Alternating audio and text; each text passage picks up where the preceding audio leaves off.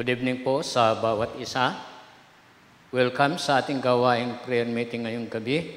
Sa bawat kapatiran na nasa kani-kanilang tahanan, nasa kanya-kanyang gadgets o mga computers, welcome po sa ating gawain ngayong gabi.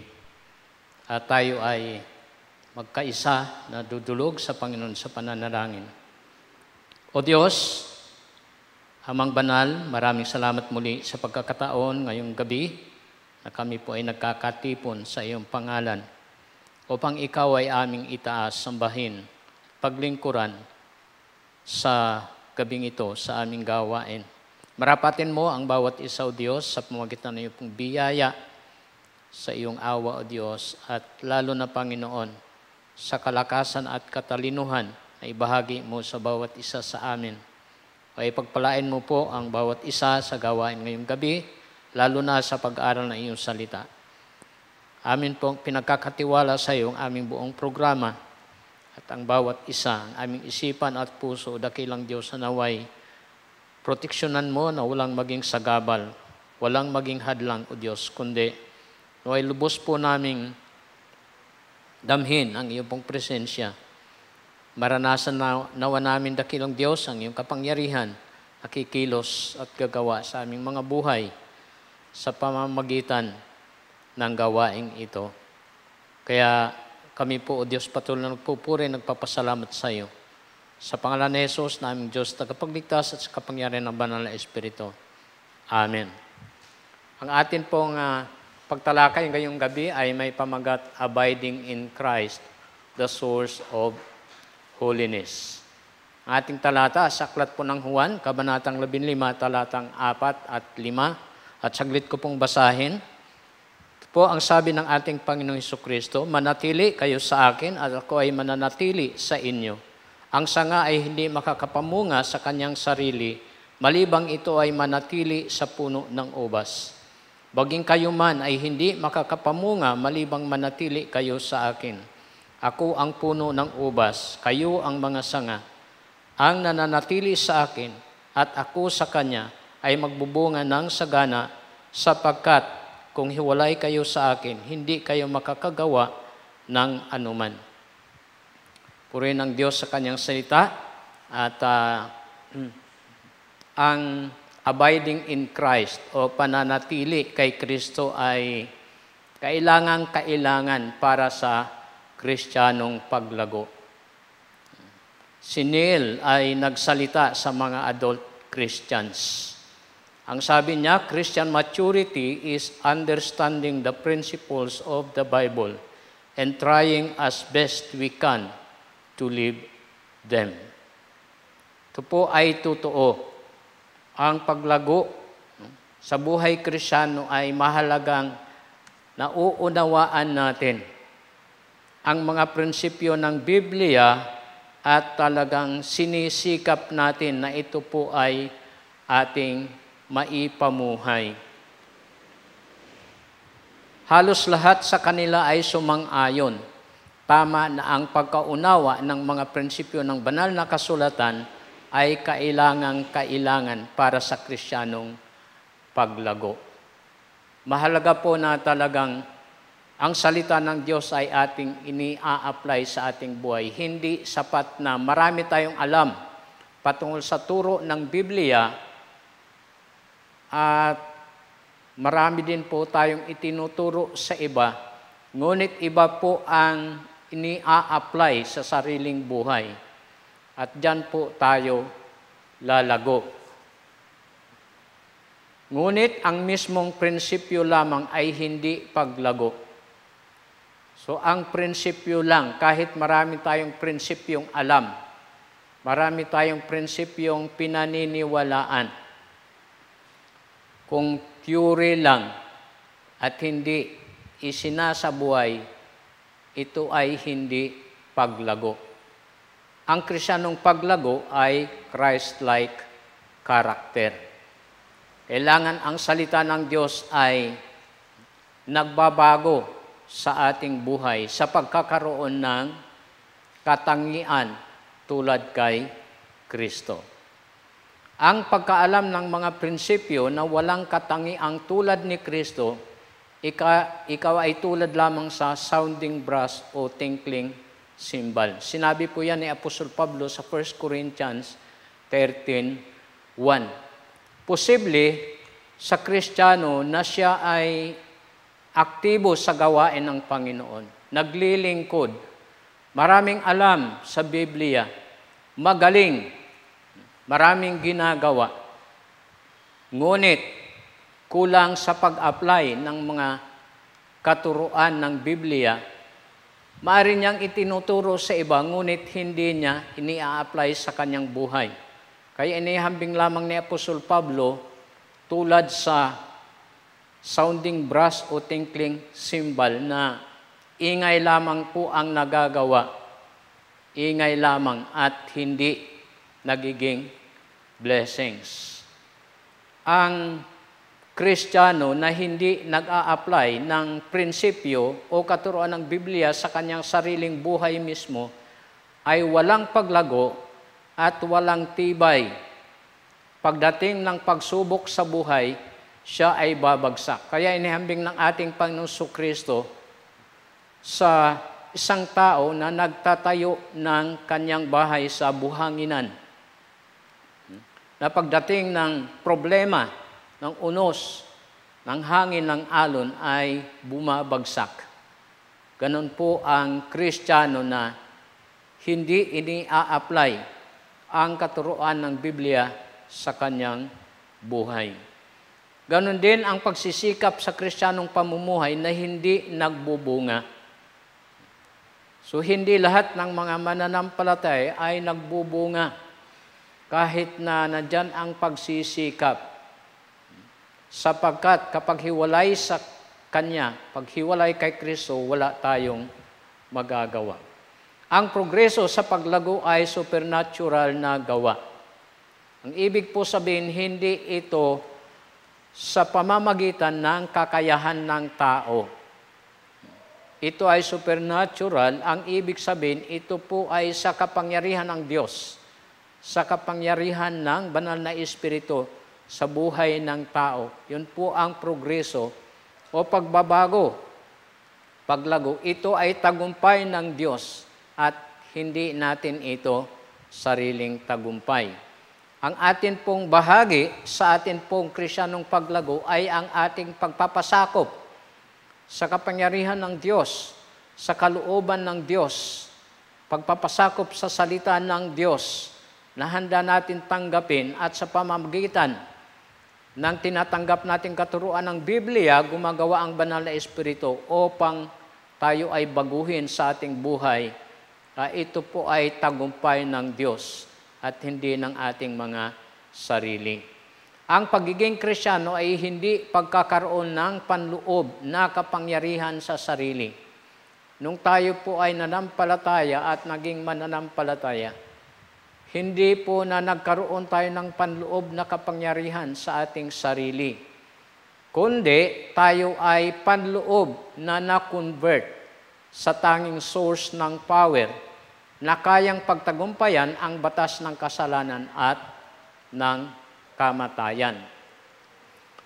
Kaya na-convert po tayo sa tanging source of power. Ang tanging source of power ay walang iba kundi ang ating Panginoong Kristo sa pamamagitan ng banal na Espiritu na nanahan sa atin nung tayo ay nanampalataya. Kaya na-convert po tayo sa source ng power na ito. At ang source ng power na ito ang mayroong kakayahan mapagtagumpayan ang batas ng kasalanan at ng kamatayan. Sinasabi po yan ni Apostol Pablo sa Roma, Kabanatang 8, talatang 2. Ito po ang sinasabi ng talata, ito ay sapagkat ang kautusan ng Espiritu ng buhay na nasa kay Kristo Jesus ay nagpalaya sa akin mula sa kautusan ng kasalanan at kamatayan. Yun po ang kapangyarihan sa buhay ng mananampalataya sa pamamagitan ng banal na Espiritu dahil sa pananampalataya kay Kristo. Kaya hindi po ito human effort. Ang ang pagbabago o paglago sa Kristiyanong buhay. Dahil ang sabi ni Apostol Pablo sa Galacia, Kabanatang 3, Talatang 3, gayon ba kayo kamangmang? Kayo ay nagsimula sa pamagitan ng Espiritu. Yun po ang mga mananampalataya sa Galacia. Sabi ni Apostol Pablo, kayo ay nagsimula sa pamagitan ng Espiritu. Kayo ba ngayon ay ginawang ganap sa pamamagitan ng gawa ng tao? Kaya ito po ay ang pagbabago o paglago sa Kristiyanong buhay ay hindi human effort o hindi sa pamamagitan ng gawa ng tao, kundi ito ay sa pamamagitan ng supernatural power na nasa atin. At yun ay ang banal na Espiritu. Kaya una po dito sa ating pag-aral, abiding in Christ or pananatili kay Kristo. Ang progreso sa Kristiyanong buhay ay natatamo sa pamumuhay na may pakikiisa kay Kristo sa pananampalataya. Pamumuhay na talagang may pakikiisa kay Kristo. Living a life in union with Christ. Diyan po talaga nangyayari ang pagkakaroon ng progreso sa buhay ng mananampalataya. Ang sabi sa Kolosas, Kabanatang 2, Talatang 6 at 7, kaya nga sa paraang tinanggap ninyo si Kristo bilang Panginoon, mamuhay naman kayong gayon sa Kanya. Kaya, sa bawat mananampalataya, mayroon tayong union with Christ kasi una, tinanggap natin si Kristo bilang Panginoon. Kaya mari po tayong mamuhay ng gayon sa Kanya o katulad ng Kanyang pamumuhay. Sa talatang 7, kayo ay nag-ugat ng malalim at natayo sa Kanya na matatag, na nagtutumibay sa pananampalatayang itinuro sa inyo at umaapaw dito na may pasasalamat. Ito po ang ating buhay bilang Kristiyano. Nag-ugat ng malalim at natayo kay Kristo na matatag at nagtutumibay. Kaya inilarawan ng ating Panginoon Kristo ang ating Kristiyanong buhay tulad sa sanga na nakakabit sa Kanya bilang siya ang puno ng ubas. Kaya nakakabit tayo sa matatag at matibay. At yun po ang ating Panginoong Kristo. Kaya sa Galacia 2, Talatang 20 ay sinabi ni Apostol Pablo, hindi na ako ang nabubuhay, kundi si Kristo na ang nabubuhay sa akin. So, tinutukoy dito ni Apostol Pablo ang kanyang pamumuhay na talagang kaugnay, pamumuhay na may talagang pakikipag-isa kay Kristo. Hindi na siya ang nabubuhay, kundi si Kristo ang nabubuhay sa kanya, sapagkat ipinamumuhay niya ang bagong buhay kay Kristo, hindi na ang dating buhay. Sa Efeso 6:10, magpakatibay kayo sa Panginoon at sa Kanyang makapangyarihang lakas. Sumari po tayo magpakatibay sa Panginoon sapagkat tayo po ay mayroong kaugnayan kay Kristo. Kaya mamuhay na mayroong pakikipag-ugnay kay Kristo at magkakaroon tayo ng kapangyarihan o lakas ni Kristo sa ating buhay. Sa Kolosas 2, Talatang 11, tayo ay lumalago ng paglago na mula sa Diyos sa ating pag-uugnay kay Kristo. Kaya yun po ang ating paglago bilang mananampalataya. Paglago na mula sa Diyos dahil sa ating pag-uugnay kay Kristo. Ngunit posible sa isang mananampalataya na hindi siya namumuhay ng pakikipag-isa kay Kristo.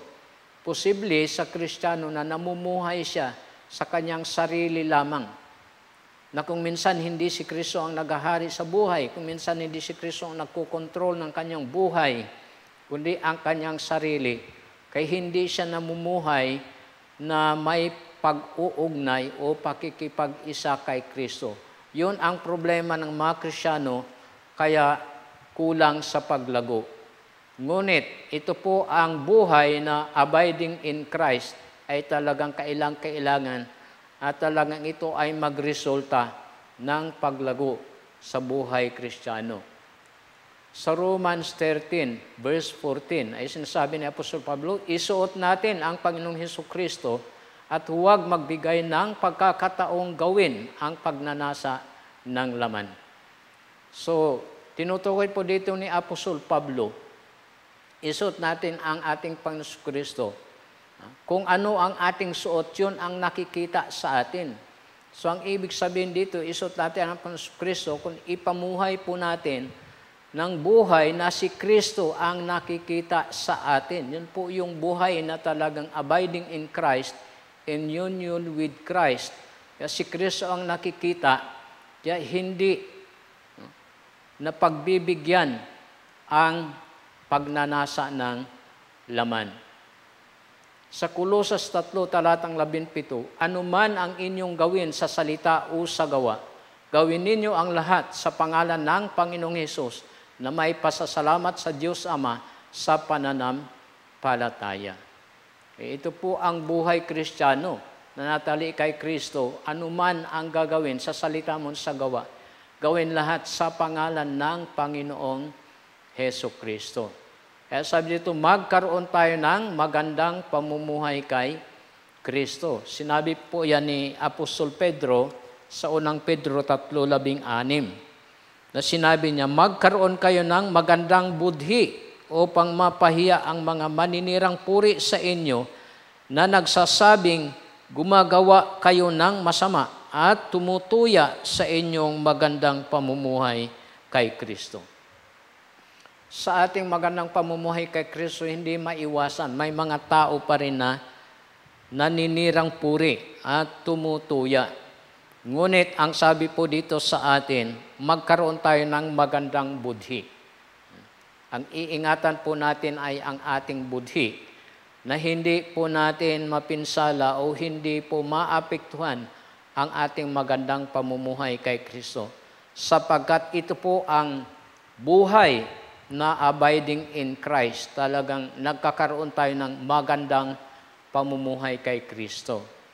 Hindi po natin papayagan, maapektuhan po tayo ng mga ginagawa ng mga tao sa labas, o mga hindi tamang ginagawa. Ang importante sa mananampalataya na siya ay lumalago, ay manatili siya kung ano ang dapat. Ang pagkakaroon ng magandang pamumuhay kay Kristo. Malinaw sa mga talatang ito na ang ating buhay, ang ating lakas at lahat ng ating mga activities o gawain bilang mananampalataya ay related kay Christ. Dahil kung hiwalay sa Kanya, wala tayong magagawa. Ito ay malinaw sa mga sinalita ni Jesus sa John 15:4-5. At saglit ko pong basahin, sabi po dito, yun po yung binasa kanina, manatili kayo sa akin at ako ay manatili sa inyo. Ang sanga ay hindi makakapamunga sa kanyang sarili, malibang ito ay manatili sa puno ng ubas. Baging kayo man ay hindi makakapamunga, malibang manatili kayo sa akin. Ako ang puno ng ubas, kayo ang mga sanga. Ang nananatili sa akin at ako sa kanya ay magbubunga ng sagana, sapagat kung hiwalay kayo sa akin, hindi kayo makakagawa ng anuman. Kaya napakalinaw po ang sabi ng ating Panginoong Hesukristo na ang atin pong buhay talaga na abiding in Christ, ito po ay related sa Kanya. Pamumuhay na related sa Kanya. Mayroong tamang kaugnayan. Kaya ang abide, to remain or continue. Mamuhay na nananatili kay Kristo o nagpapatuloy kay Kristo. Ang konsepto ng ating relasyon kay Kristo ay nakikita sa relasyon sa pagitan ng Ama at ni Kristo. Ang resulta ay ang kapahayagan ng katangian. So, nakikita bilang resulta ng relasyon na ito ay nakikita ang katangian o karakter. Po kapag ang prinsipyo o salita ng Diyos ay ipinamumuhay, ay talagang lalabas ang katangiang binago. Ito po ang konsepto ng ating relasyon kay Kristo. Ang pananatili ni Kristo sa kanyang Ama, lahat ng kanyang sasabihin at gagawin ay naghahayag ng katangian ng Ama. Anong si Kristo ay bilang tao na namumuhay dito sa mundo, lahat ng kanyang sinabi at lahat ng kanyang ginawa, ito po ay naaayon lamang sa kalooban ng Ama, sa kagustuhan ng Ama, at nahahayag sa pamamagitan ng kanyang mga ipinakita at sinabi ang katangian ng Ama. At ganun din tayo, may ganun ding relasyon kay Kristo na si Kristo mayroon sa Ama.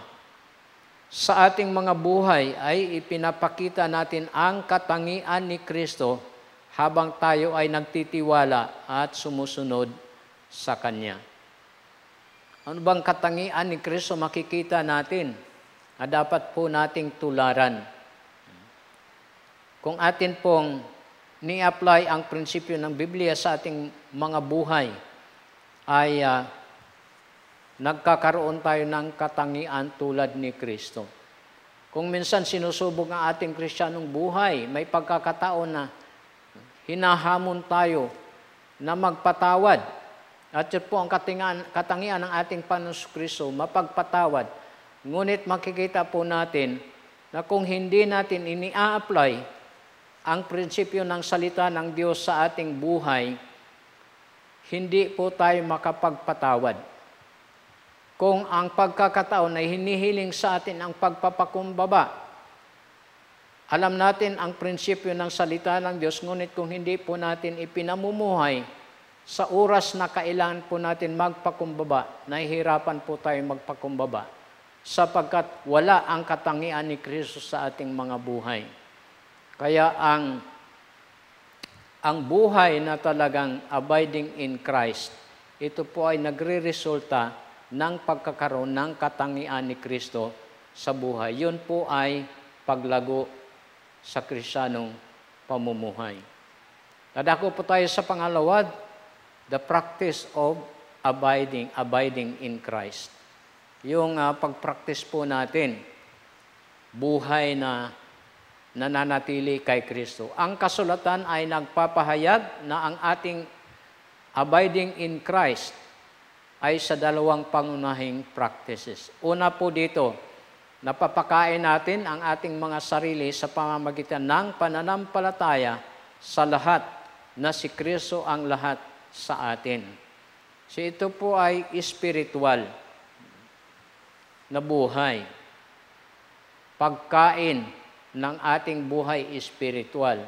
Kaya sabi dito, napapakain natin ang ating mga sarili sa pamamagitan ng pananampalataya sa lahat na si Kristo ang lahat sa atin.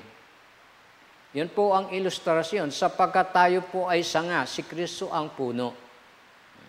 Ganon din po ang ating buhay espiritual, yun po ay natatag kay Kristo. Yun po ang buhay spiritual o bagong buhay mayroon po tayo, yun po ay buhay na galing kay Kristo. Kaya natatag tayo sa Kanya kung paano ang sanga ay nakakakain ng sustansya mula sa ugat ng puno. Sapat ang sanga ay walang ugat sa kanyang sarili. Kaya kumakain siya sa pamamagitan ng ugat na nasa puno. Kaya doon siya kumukuha ng pagkain. Ganon din ang ating buhay.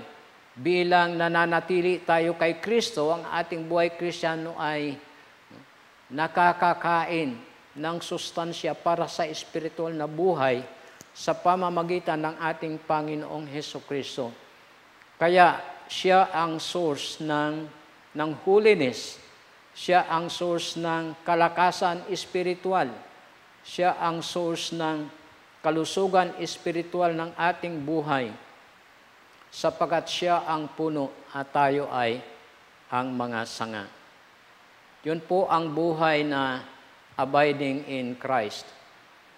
Ang kasulatan ay nagpapahayag na ang ating abiding in Christ So, pangalawa po dito, tayo ay sumusunod sa Kanya sa pagsunod sa Kanyang mga utos.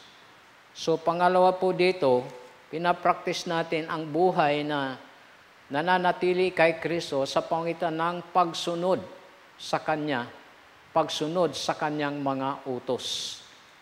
Ang utos ng Panginoon ay nasa Biblia, sa Kanyang mga salita. Kaya, dapat natin ginaganap ang salita ng Diyos.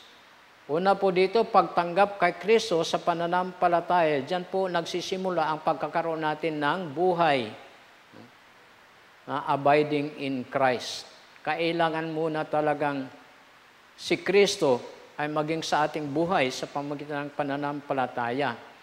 Pagtanggap ng buhay ni Kristo at Kanyang gawa sa pagligtas.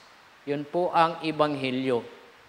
Dahil sa Ebanghelyo, yan po ang gawa ni Kristo sa pagligtas at pagtanggap ng buhay na mula kay Kristo sa sarili nating buhay sa pamamagitan ng pananampalataya. Diyan po nagsisimula ang pagkakaroon ng buhay na abiding in Christ.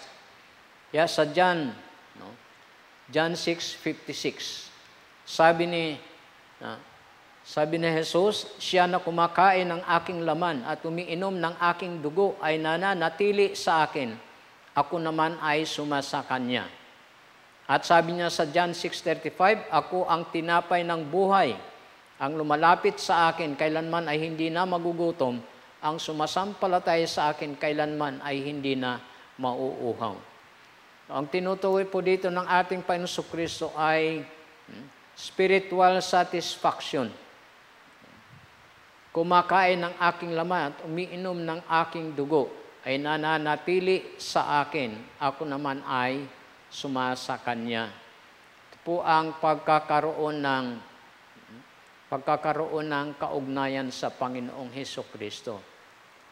Si Kristo ang source ng buhay. Kaya ang lumalapit sa Kanya, kailanman ay hindi magugutom. Ang sumasampalataya sa Kanya, kailanman ay hindi mauuhaw. Pagkakaroon ng spiritual satisfaction. Tunay na kasiyahan sa buhay, spiritual. Kaya sa ganitong kaugnayan kay Kristo, ang mananampalataya sa Kanyang pamumuhay na talagang may pag-uugnay o pakikipag-isa kay Kristo, ay talagang mararanasan niya ang tunay na satisfaction sa buhay.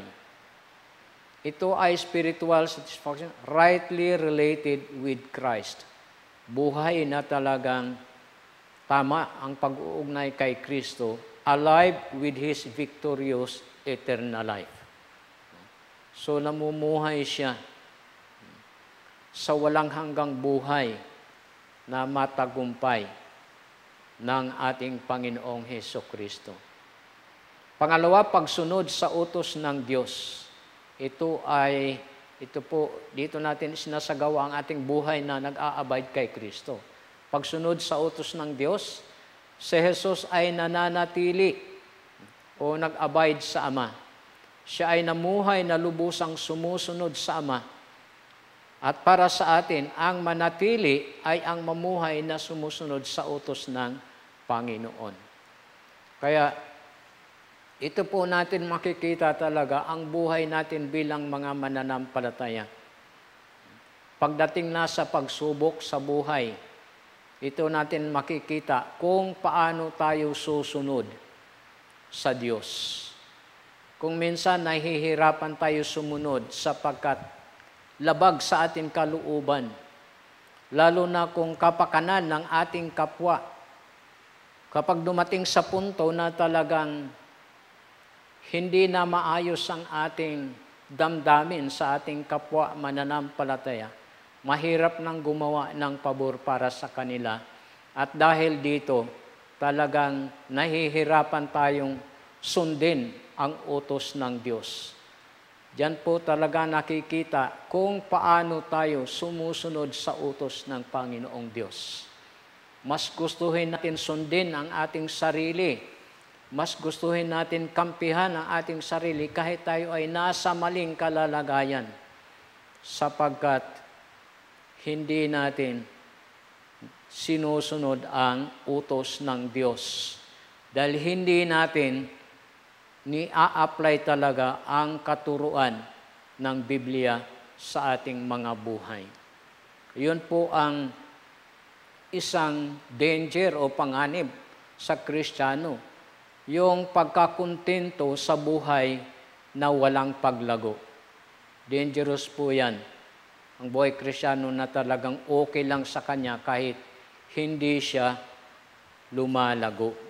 Kung minsan ang atin pong buhay mananampalataya, ang ating kawalan ng paglago ay natatabunan ng ating mga accomplishment. Natatabunan ng ating galing. Kaya akala natin okay na tayo.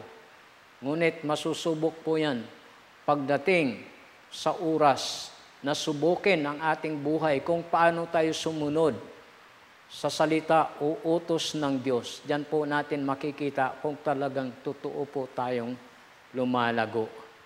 Ngunit, kung hindi po natin na ipapakita ang katangian ni Kristo, lalo na sa pagkakataon na kailangan po natin ito ipakita, nangangahulugan ng kawalan ng paglago sa buhay. Kaya ang sabi po ng ating Panginoong Jesucristo sa John 15:7, kung kayo ay mananatili sa akin at ang aking mga salita ay mananatili sa inyo, hingin ninyo ang anumang inyong ibigin at ito ay mangyayari sa inyo. Yun. Ibigay ng Panginoon ang blessings. Ngunit kung minsan, ang blessings ng Panginoon ay nalalayo sa atin sapagkat ayaw natin sundin ang utos ng Panginoon sa Kanyang salita. Sa ilustrasyon ng puno ng ubas at ng sanga, ang bunga ay nagrepresenta ng di maiwasang resulta.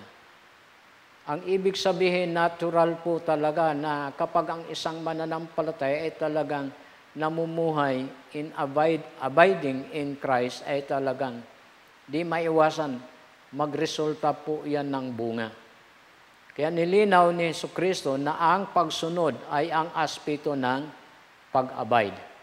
Sa talatang 10, sabi niya, kung tutuparin ninyo ang aking mga utos, mananatili kayo sa aking pag-ibig, tulad ko, tinupad ko ang mga utos ng aking Ama, nanatili sa kanyang pag-ibig.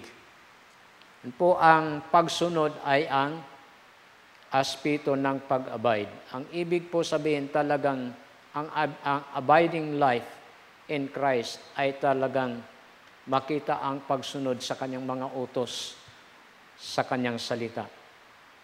Ang pagsunod sa utos ni Jesus ay kasama ang paglakad ayon sa kanyang halimbawa sa buhay. Ayun ay talagang kung tayo ay sumusunod sa kanyang utos, talagang kasama yan. Siya ang halimbawa sa ating pamumuhay. Sinusunod natin siya sa lakad ng ating pamumuhay. Nangangahulog ang pagpapakita ng ganun ding pag-ibig na kanyang ipinakita. O napakahalaga po talaga, kaya makita natin sa Biblia, sinabi talaga ng ating Panginoong Diyos ang pag-ibig. Ibigin siya ng buong puso, ng buong lakas, ng buong kaluluwa. Sapagkat una sa lahat ay pag-ibig. Kung wala kang pag-ibig sa Diyos, ay mahirap tuparin, mahirap sundin ang kanyang mga utos. Maging sa bunga ng banal na Espiritu sa ating puso, una po talaga dyan ang pag-ibig. Ganon kahalaga ang katangiang pag-ibig na dapat ating ipamuhay. At yun po ay sinasabi ng ating Panginoon dito po sa talatang 10, maging sa talatang 12 at talatang 17. Sa John 13:34, sabi ng ating Panginoong Hesus, isang bagong utos ang binibigay ko sa inyo. Kayo ay mag-ibigan sa isa't isa. kung papaanong inibig ko kayo ay gayon din naman kayong mag-ibigan sa isa't isa. Dapat natin tingnan ang halimbawa ni Jesus bilang huwaran ng ating buhay. Kung paano tayo inibig ng ating Panginoong Jesus. Kung paanong inibig ko kayo, gayon din naman kayong mag-ibigan sa isa't isa. Kaya tayo ay nagawa ng ating Panginoon Jesus, ialay ang kanyang buhay para sa atin. Kahit tayo makasalanan dahil sa kanyang dakilang pag-ibig. At tayo na bilang inibig niya at kanyang iniligtas, ito po ang iniuutos sa atin. Ang pag-iibigan sa isa't isa. At ito po ay aspeto ng ating buhay na nananatili kay Kristo. Kaya dapat po natin siya tingnan ang kanyang halimbawa bilang huwaran sa ating buhay. Sa Luke chapter 6, verse 40, sabi niya, ang isang alagad ay hindi higit sa kanyang guro. Kaya kung ano ang kanyang ipinakita na halimbawa, ay siya nating dapat tularan. Ang sabi ng 1 John 2:6, ang sinumang nagsasabing siya ay mananatili sa kanya, ay nararapat din namang lumakad kung paanong lumakad sa Jesus. So kung nag-aabay tayo talaga sa Panginoon, dapat tayo mamuhay kung paano ang Panginoong Jesus namuhay dito sa lupa. Sa ilustrasyon ng puno ng ubas, ang bunga ay naglalarawan sa termino ng ating moral and ethical behavior. Mahalaga po talaga yan na ang buhay natin bilang nananatili kay Kristo ay talagang mataas ang ating moralidad. Quality ang ating moralidad at ang ating ethics sa ating pamumuhay. Maayos, malinis. Dahil yun po ang buhay na talagang nakaugnay kay Kristo. Sa pangatlo, ang prioridad ng abiding. Sa 12, verses 12 and 17, dito sa chapter 15, ang prioridad ng buhay na abiding in Christ ay pag-iibigan. Ngunit hindi natin maipakita ang pag-ibig na ito maliban na tayo ay manatili sa pag-ibig ng Diyos.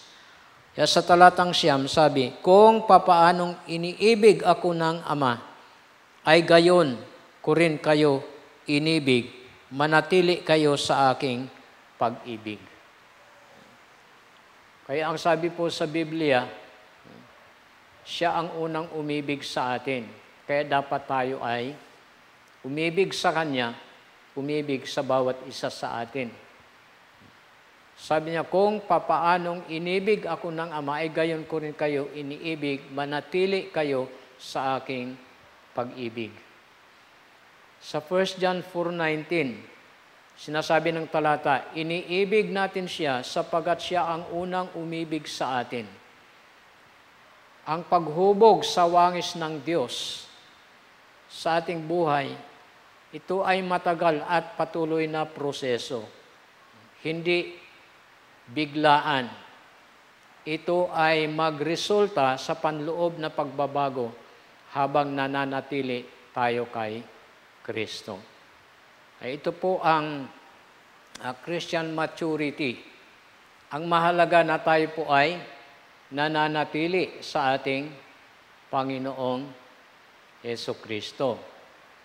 Ang proseso ay hindi madali. Ito ay kung minsan matagal, ngunit dapat patuloy na proseso at magre-resulta ng panloob na pagbabago habang tayo ay nananatili sa ating Panginoong Jesucristo. Ang mahalaga po sa buhay Kristiyano, kahit paunti-unti ay umuusad, nagbabago, lumalago. At yun po ay nangyayari kapag ang ating buhay ay ipinamumuhay natin sa ating Panginoong Jesucristo. Ito po ang ating buhay, ang layunin ng Panginoon sa ating buhay ay paglago, sapagkat tayo po ay kailangan lumago bilang mga mananampalataya na handang gamitin ng Panginoon sa kanyang layunin at sa kanyang programa habang nandito tayo sa lupa. Nais ng Diyos na tayo ay magkaroon ng matagumpay na buhay habang nandito tayo sa lupa. At yun po ay nakatiyak tayo kung ang ating buhay ay nagpapatuloy at nananatili sa Panginoong Hesukristo.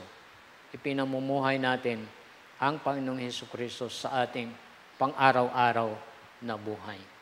Ipurihin ng Panginoon sa paalaala at challenge ng mensahe ngayong gabi, ang buhay na talagang abiding in Christ.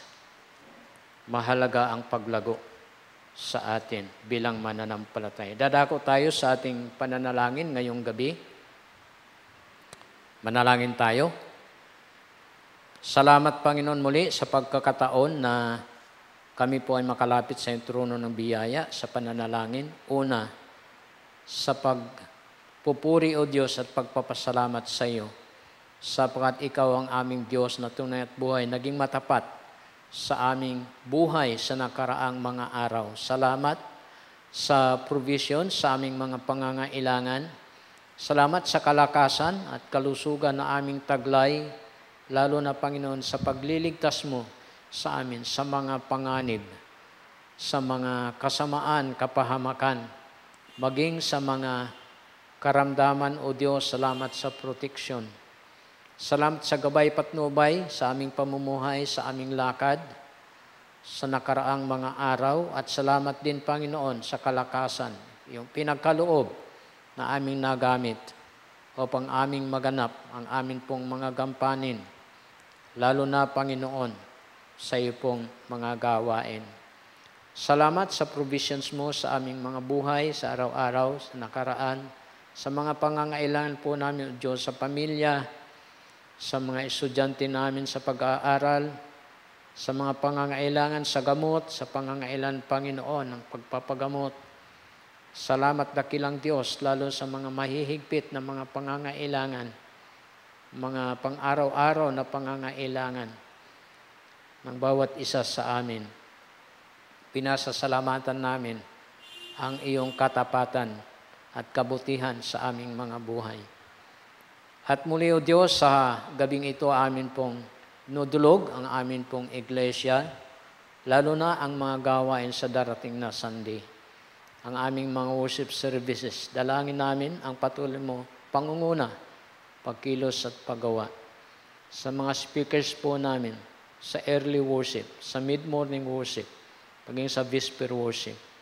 Ikaw po, O Diyos, ang maging mabiyaya sa bawat isa sa pagkaloob ng katalinuhan, gabay, kalakasan at protection, O Diyos, na sila ay maging kagamit-gamit. Tulungan mo sila sa kanilang mga preparasyon, Panginoon, sa mensahe na kanilang ibahagi sa darating na Sunday. Ingatan mo po ang bawat isa, kanilang kaisipan at puso. At ganun din, Panginoon, loobin mo, Diyos, na sila'y maging daluyan ng pagpapala para sa iyong mga anak. Panalangin namin, dakilang Diyos, ang amin pong Sunday Bible School sa bawat departamento.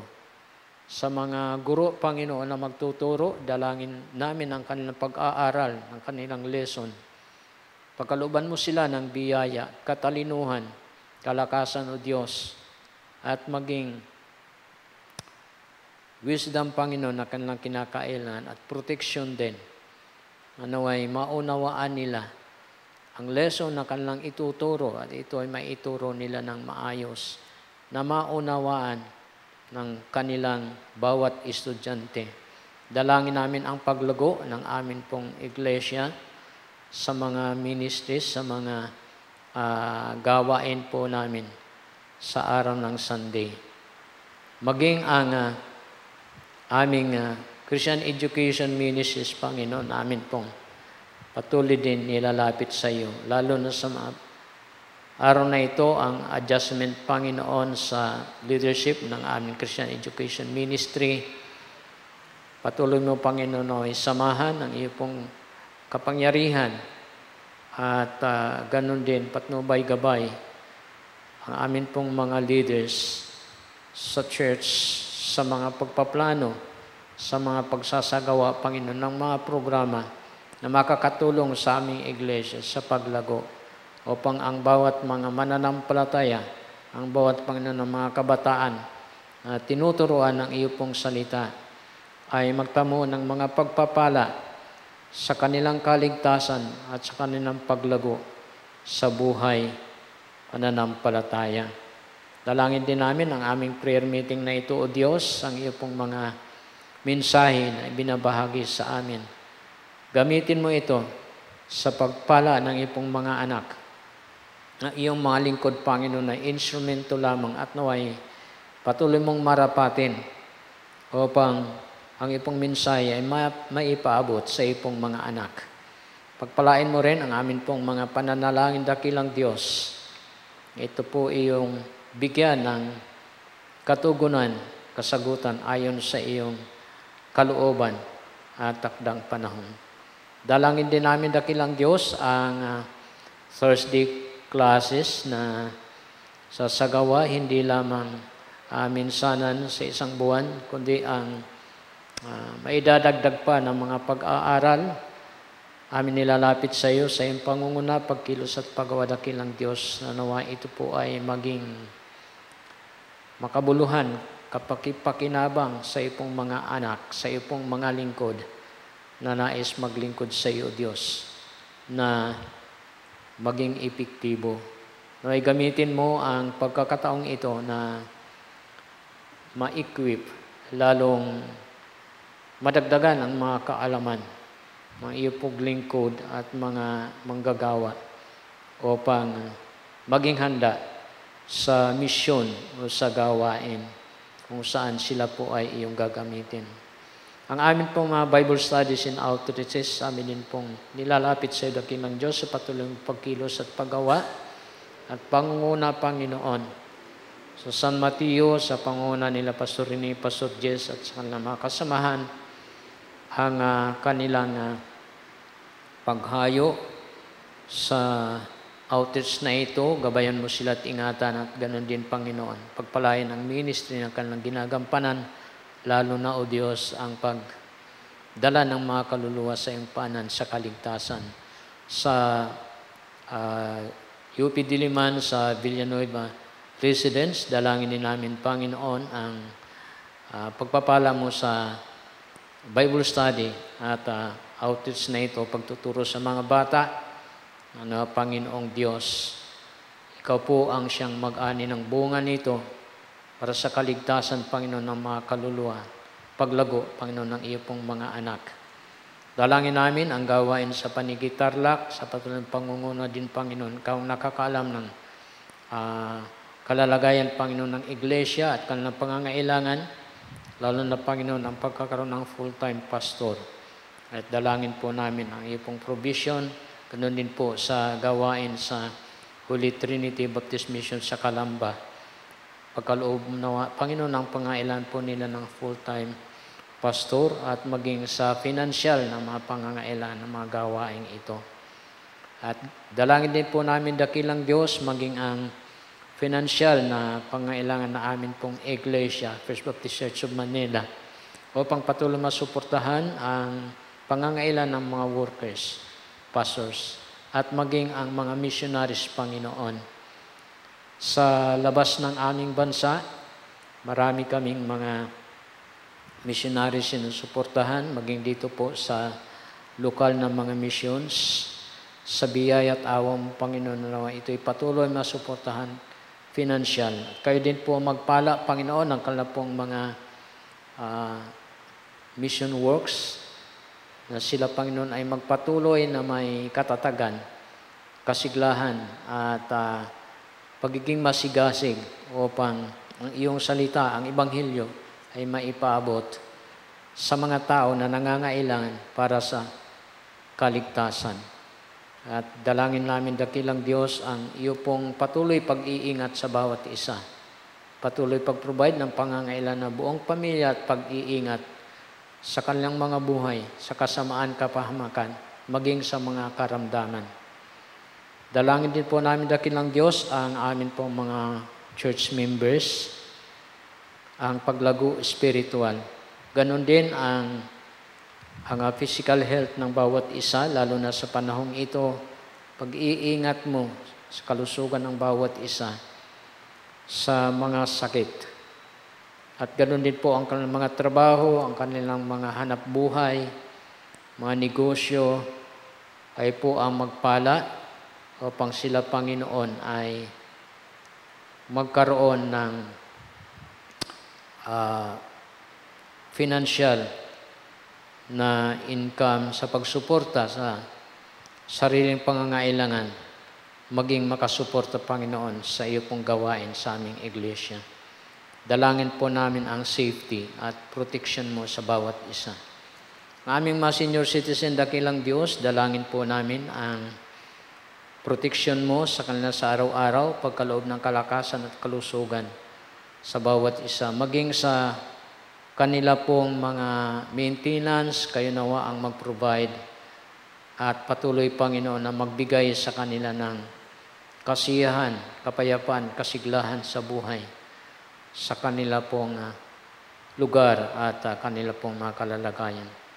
Dalangin namin ang safety at pag-aaral ng aming mga estudyante, pagkaloob, Panginoon, ng kanilang pangangailangan. Ganon din ang mga Bible schools, dalangin po namin, Diyos, sa Lubao, sa Quezon, sa Mindanao, sa Visayas, at iba pang mga Bible schools dito sa Luzon.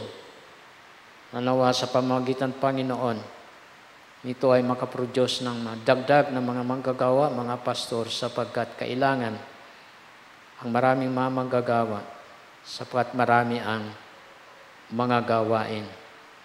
Dalangin namin, dakilang Diyos, maging aming gobyerno, ang aming mga leaders, patuloy mo silang tulungan sa kanilang pamumuno, aming presidente at aming vice presidente, ang mga nasa gabinete, mga sekretaris, dalangin namin, O Diyos, ang kanilang panunungkulan sa tulong at gabay mo.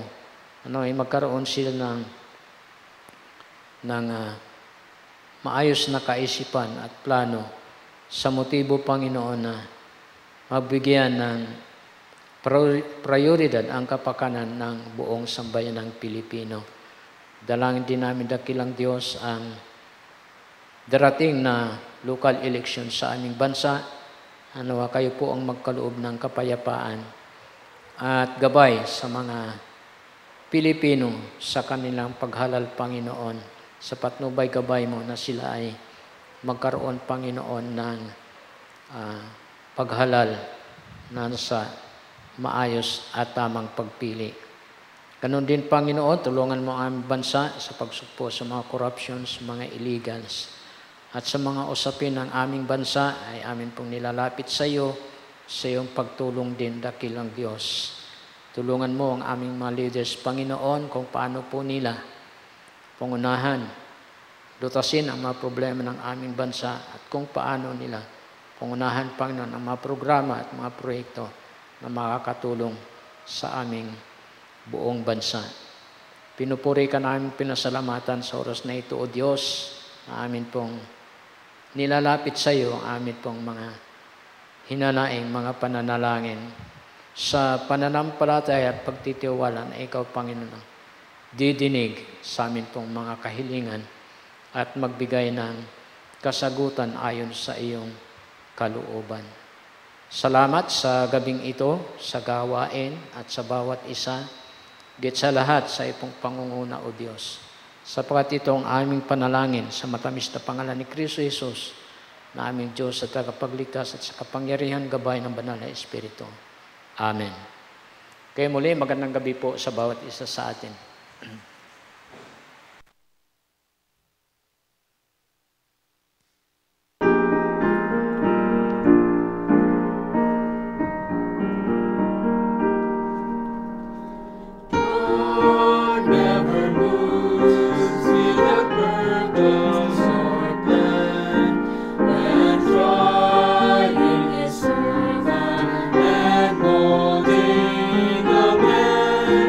He